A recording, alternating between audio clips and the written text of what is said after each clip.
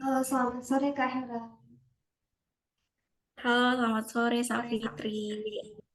Ya, kenalin aku Savitri, moderator pada podcast Batik sore hari ini. Dari Kak Hera boleh perkenalan diri. Oke, perkenalkan aku Hera Indrawati. Aku biasa dipanggil Hera. Aku sih kalau sekarang kesibukan aku lagi magang di kantor pusat di BRI di Jakarta sebagai data analis dan data engineer selama 5 bulan gitu. Jadi nanti aku selesai 30 Juni tahun ini gitu, tahun 2023. Oke, berarti menurut pandangan dari Kak Hera tentang magang itu sendiri sebenarnya apa sih Kak? Oke, magang ya. Jadi kan sekarang aku masih magang MBKM ya, Kampus Merdeka. Mungkin aku bakal mendefinisikan magang yang sedang aku ikuti gitu ya, teman-teman. Kalau magang bersertifikat MBKM itu merupakan salah satu program dari Kampus Merdeka. Dan ini tuh diterapkan oleh Kemendikbud, teman-teman, yang tujuannya itu untuk memberikan kesempatan kepada mahasiswa untuk belajar dan juga mengembangkan diri melalui aktivitas yang ada di luar kelas perkuliahan kayak gitu. Nah, pastinya program magang bersertifikat ini itu mahasiswa dapat pengalaman kerja secara langsung di mitra atau di perusahaan selama 5 bulan, teman-teman. Jadi magang ini tuh nanti bisa banget disetarakan atau dikonversikan setara dengan 20 SKS kayak gitu. Dan magang bersertifikat ini harapannya dari pemerintah itu agar mahasiswa lebih siap dan juga biar lebih mantap juga gitu untuk memasuki dunia kerja setelah lulus nanti kayak gitu. Untuk alur dan teknis magang itu sendiri gimana Kak? Dan apakah dari magang itu ada pertanyaan SKS-nya? Kalau untuk alurnya sendiri, magang tuh kan sebenarnya ada tiga ya, ada tiga eh, seleksi gitu. Jadi nanti akan ada seleksi berkas, administrasi, kemudian nanti akan ada seleksi tes, kemudian nanti juga akan ada seleksi interview gitu. Jadi itu alurnya sebenarnya tiap mitra juga berbeda gitu. Dan kalau semisal setarain SKS itu sebenarnya nanti balik lagi ke kebijakan prodi gitu. Jadi nanti SKS ini tuh nah, yang ngurus tuh dari prodinya kayak gitu sih. Hmm, Kalau kegiatan keseharian Kak Hera selama magang itu sendiri ngapain aja Kak? Oke, kalau untuk kesehariannya, kalau magang di BRI sendiri itu kan 5 hari kerja ya, jadi hari Senin sampai hari Jumat kayak gitu. Nah, kesehariannya berangkat itu apa ya? Berangkat itu setengah 8 gitu, jadi setengah 8 pagi itu bukan berangkat ya, itu masuknya gitu, masuknya itu jam setengah 8 pagi, kemudian pulangnya itu jam setengah 5 sore gitu, jadi itu rutinitas weekday gitu, jadi itu rutinitas kesehariannya gitu. Kalau kegiatan-kegiatannya ngapain aja di sana, yang pasti mengerjakan project gitu. Kalau aku sendiri kan aku jadi data analis dan data engineer gitu, jadi ya nggak jauh nggak jauh ini ya sama data-data lah gitu. Pokoknya terkait kayak ngolah data, kemudian nganalisis data, ngevisualisasi data kayak gitu. Nah, sebenarnya nanti juga tiap minggunya di magang ini tuh bakal ada weekly report gitu. Jadi weekly report tuh kayak kita mempresentasikan progres tiap bulannya kayak gitu. Tiap bulan, tiap minggunya gitu. Jadi weekly report kayak kita mempresentasikan di depan mentor dan juga di depan teman-teman magang lainnya kayak gitu. Nah, setelah itu semisal dari project-projectnya selesai, kita juga nanti bakal mempresentasikan juga di depan atasan atau mungkin kayak manajer timnya atau head dari divisinya kayak gitu. Kalau menurut pendapat Kak Hera tentang keuntungan mahasiswa mengambil magang itu apa Kak? Kalau dibilang keuntungan atau benefit, aku garis bawahi benefitnya tuh banyak banyak banget karena menurut aku mungkin ini salah satunya ya, kayak kita tuh dengan magang ini tuh kayak mempersiapkan mental gitu, mental kita sebelum masuk ke dunia kerja gitu. Kayak kita lebih mengenal gitu, kita jadi tahu gimana cara beradaptasi di dunia perkantoran atau di dunia kerja kayak gitu. Terus kita juga tahu nih pressure-nya tuh gimana gitu dalam dunia kerja gitu. Selain itu juga kita jadi tahu nge-review gitu. Kita bisa mereview terkait kelebihan dan kelemahan karir kita ke depannya tuh kayak gimana kayak gitu. Kemudian juga yang pasti relasi ya. Kita bisa bertemu dengan misalnya mentor yang berpengalaman, kemudian bisa berbagi apa ya, berbagi hal-hal yang emang bisa didiskusiin di sana kayak gitu dengan teman-teman magang. Selain itu juga mendapatkan kesempatan bisa apa ya, berdiskusi juga dengan orang-orang hebat di sana seperti mungkin manajer atau atasan atau senior di sana kayak gitu. Setelah itu juga dari pemerintah sangat memfasilitasi. Jadi magang ini tuh nanti bakal mendapat uang saku juga dan juga akan mendapatkan ini juga mobilisasi gitu, keberangkatan dan kepulangan itu nanti dibiayai dari pemerintah kayak gitu. Sebenarnya ada sih satu tujuan utama aku kenapa aku akhirnya memilih magang pada semester 6 ini. Jadi tujuan aku itu sebenarnya ini kayak aku ngerasa magang ini tuh penting dan ketika lulus nanti gitu ya, kemudian kita ngelamar kerja. Nah, magang ini menurut aku bisa menjadi nilai plus dalam diri aku gitu, bisa menjadi nilai tambah gitu. Karena pengalaman magang ini tuh bisa menjadi bekal ketika kita nanti memasuki dunia kerja gitu. Mungkin itu sih kayak benefit dan juga keuntungan gitu untuk mahasiswa melakukan magang. Tentunya banyak banget. Oke, untuk yang fasilitasnya itu kira-kira ada berapa ya, Kak? Dan apa aja gitu? Kalau fasilitas uang saku ya, uang saku dan ini tuh juga cukup lumayan besar juga bisa dikatakan 2,8 juta satu bulan.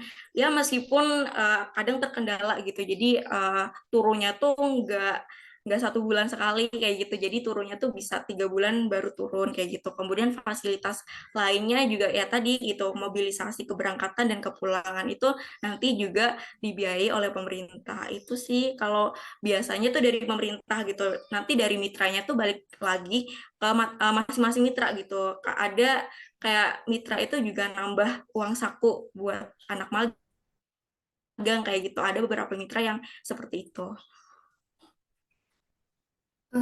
Kalau buat kesehariannya dari Kak Hera untuk memanajemen waktu itu gimana sih Kak biar nggak keteteran? Oke, kalau buat manajemen waktu sendiri dari aku sebenarnya uh, ada satu yang selalu aku reminder buat diri aku gitu. Yaitu jangan suka nunda pekerjaan. Itu sih yang selalu aku ingetin gitu. Karena kalau bisa dikerjakan sekarang, kenapa nanti kayak gitu. Mungkin ini aku juga berkaca sama pengalaman-pengalaman aku sebelumnya. Karena sebelumnya kan aku juga ikut studi independen, di mana aku juga aktif dulu di organisasi, dan aku juga masih ikut perkuliahan. Sampai di mana aku waktu itu ada di titik hektik banget gitu. Dan ya akhirnya pekerjaan yang aku kerjain itu nggak maksimal kayak gitu. Jadi aku belajar dari pengalaman gitu. Jadi jangan nunda waktu dan lihat gitu prioritas yang mana yang emang harus dikerjakan terlebih dahulu gitu. Kalau semisal organisasi, aku juga sekarang masih ikut organisasi komunitas kayak gitu. Nah, itu mungkin bisa lah disambi gitu dan ini juga harus dikomunikasikan gitu. Kalau bisa antar pengurus dari organisasi atau komunitas tuh biar paham gitu, kayak kalau semisal emang kita izin ya ada alasannya gitu, jangan sampai hilang-hilangan kayak gitu, biar bagaimanapun kalau semisal kita hektik, kita ada pekerjaan kayak gitu ya, kita harus tahu gitu mana yang diprioritaskan terlebih dahulu. Pokoknya tahu apa yang harus diprioritaskan dan jangan suka menunda gitu sih. Kalau dari aku, prinsip aku kayak gitu. Oke, tadi kan dari jawaban Kak Hera menyinggung tentang studi independen.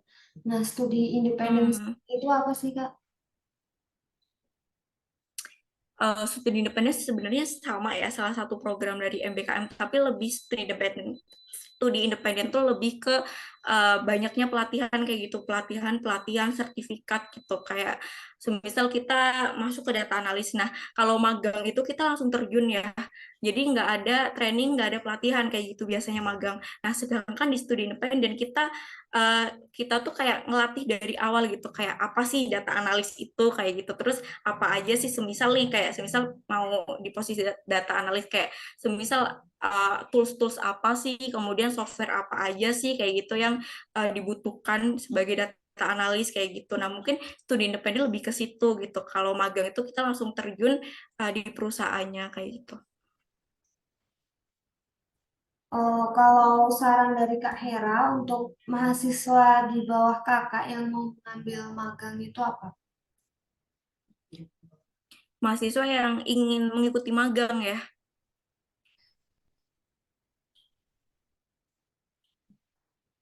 Kalau buat mahasiswa yang mau ngikutin magang, saran dari aku apa ya, kan magang kan banyak tuh seleksinya, ada seleksi administrasi kayak gitu kan, kemudian ada seleksi tes interview kayak gitu. Nah, itu tiap seleksi kalau bisa ya dipersiapkan hal-hal yang emang perlu dipersiapkan kayak gitu. Misal nih administrasi itu kan perlu CV. Nah, saran dari aku ya CV yang digunakan itu CV ATS. Mungkin dari kalian kalau pengen kepo format CV ATS itu biasanya ya udah searching aja ya di Google. Kalau CV ATS ini biasanya emang digunakan untuk melamar pekerjaan kayak gitu. Nah, kemudian kalau saran dari aku lagi terkait magang itu kalau bisa CV-nya bahasa Inggris kayak gitu. Terus kalau bisa CV-nya juga jangan banyak banget kayak berlembar-lembar kayak gitu. Cukup 2 halaman tapi emang bermutu gitu isinya kayak gitu. Mungkin kalau untuk berkas, kemudian juga nanti berkas tuh menurut aku ini juga lumayan penting juga gitu, karena kalau menurut aku kayak tahap berkas atau administrasi ini tuh jadi penentu gitu, kamu akan lolos ke tahap selanjutnya atau enggak gitu. Jadi emang perlu banget diperhatiin gitu. Aku mungkin sedikit cerita ya, ada berkas kan kayak surat rekomendasi itu juga perlu, kemudian ada STMPJ itu juga perlu. Nah, uh, mungkin ini aku sedikit cerita jadi beberapa kasus teman aku. Jadi mereka mau daftar dan di dalam surat rekomendasi kalau nggak salah itu kurang cap dekan. Nah, itu nggak lolos gitu, nggak lolos di tahap pemberkasan, otomatis nggak bakal lolos semua yang mereka apply gitu. Nah, itu penting banget gitu. Dan ada kasusnya lagi, semisal sebelum kita ngupload berkas di webnya Kampus Merdeka itu kita kan di-scan dulu ya, misal surat rekomendasi ini di-scan kayak gitu. Nah, itu juga perlu banget diperhatikan karena ada lumayan banyak juga ini kejadiannya. Jadi scan-nya itu mereka tuh nggak jelas gitu, atau mungkin menurut mereka ini tuh jelas, tapi ketika sampai di pusat itu scan-nya itu nggak terdeteksi kayak gitu. Mungkin ada yang ngeblur atau mungkin ada yang gelap kayak gitu di tepinya atau gimana. Nah, itu apa ya, itu contoh hal yang sepele tapi itu apa ya, menurut aku itu penting banget gitu. Jadi jangan sampai terjadi kayak gitu. Nah, kalau udah memasuki tahap tes ya, kalau tes itu balik lagi ya ke mitranya gitu. Kalau aku sendiri sih kemarin di BR itu ada 6 subtes, jadi lumayan kompleks gitu. Jadi ya pasti belajar gitu, harus belajar. Biasanya kan tes ini tuh diberitahukan itu kan H-1 atau H-2 hari sebelum tes itu. Jadi kita harus prepare belajar dulu gitu. Terus harus ini juga siap device, siap sinyal, jaringan gitu. Karena nanti tesnya juga online dan itu nanti kan kita on cam juga kayak gitu, jadi harus siap gitu. Kemudian kalau untuk interviewnya sendiri kurang lebih apa ya, sama sih kayak interview kayak biasanya gitu, kayak pertanyaan-pertanyaannya kayak gitu masih umum. Tapi kalau di BRI sendiri itu lebih ke teknis sih pertanyaannya. Jadi kayak semisal aku nih jadi data analis di data engineer kayak gitu. Nah, itu lebih interviewnya kita apa ya, kita lebih ditanyain terkait tools-tools yang emang apa yang kita ini kuasai gitu, kayak software-software apa kayak gitu, terus portofolio apa yang udah kamu kerjain kayak gitu. Itu sih kalau di interview. Mungkin saran aku interview tuh jaga sikap dan juga penampilan gitu, itu penting juga gitu. Mungkin itu sih. Oh iya, sama ini juga, kalau interview kan biasanya ada beberapa mitra tuh menggunakan full English dan juga ada yang mix juga dan itu harus dipersiapkan juga gitu. Mungkin sih itu saran-saran dari aku. Em, Oke, untuk pertanyaan selanjutnya, harapan dari Kak Hera untuk kedepannya itu apa ya, Kak? Kalau boleh tahu. Harapan supaya Oke, makin kalau atau harapan. gimana gitu. Oke, untuk harapan ya.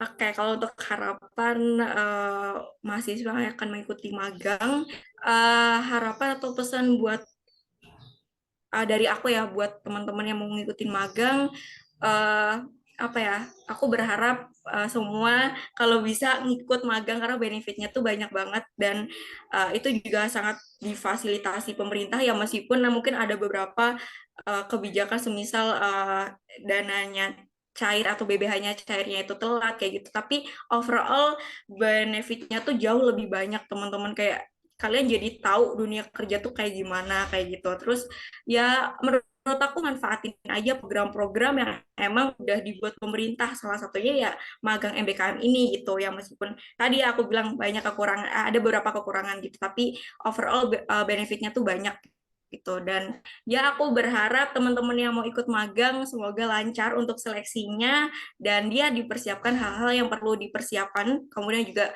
jangan lupa selalu berdoa dan yang penting banget itu ini juga selalu diskusi juga sama orang tua karena kan magang itu kan kita bisa ditempatkan di luar kota ya jadi ya itu perlu banget persetujuan orang tua gitu mungkin itu sih harapan dari aku dan ya aku berharap teman-teman yang ikut magang nanti bisa ditempatin di posisi yang sesuai dengan passionnya kalian gitu terus ditempatin di mitra atau perusahaan yang diinginkan gitu mungkin itu harapan dari aku. Oh, oke, dari aku cukup itu aja. Maaf karena banyak kendala dari waktu dan jaringannya. Terima kasih buat Kak Hera atas waktunya dan makasih juga udah mau ngisi podcast Batik kali ini dengan materi magang yang pastinya bakal berguna banget buat mahasiswa ke depannya. Mungkin dari aku cukup sekian, Kak. Terima kasih.